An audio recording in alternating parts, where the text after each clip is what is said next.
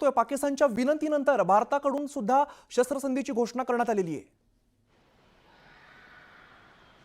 बरोबर आहे। पाकिस्तानी विनंती केली आणि त्यानंतर भारताने शस्त्रसंधी लागू केली आहे। आज सायंकाळी 5 वाजेपासून ही शस्त्रसंधी लागू झाल्याची माहिती केंद्रीय परराष्ट्र मंत्रालयाच्या प्रवक्त्यांनी दिलेली आहे। महत्त्वाचं म्हणजे जर बघितलं आपण ज्या पद्धतीनं माहिती मिळते साधारणतः की आज साधारणतः 3:30 वाजता पाकिस्तानच्या वतीनं विनंती करण्यात आली आणि विनंती ज्या पद्धतीची होती की त्यांनी सागरी किनारा आणि जमिनीवरची सीमा या दोन्ही भागांमध्ये सध्या गोळीबार थांबवावा, शस्त्रसंधी करावी या सगळ्यांची विनंती करण्यात आली। या विनंतीच्या आधारावरती भारत सरकारच्या वतीनं हा निर्णय घेण्यात आला आणि सायंकाळी 5 वाजेपासून शस्त्रसंधी लागू करण्यात आली आहे। महत्त्वाचं म्हणजे बघितलं या सगळ्या परिस्थितीमध्ये ज्या पद्धतीनं पाकिस्तानला सडेतोड उत्तर भारताच्या वतीनं आज द्यायला सुरुवात झाली होती। जवळपास 6 पेक्षा जास्त जर बघितले विमानतळ त्यांचे जे पाकिस्तान हवाई दलाचे विमानतळ आहेत ते उद्ध्वस्त करण्यात आले होते। त्या सगळ्या पार्श्वभूमीवरती पाकिस्तानमध्ये हाहाकार निर्माण झाला होता।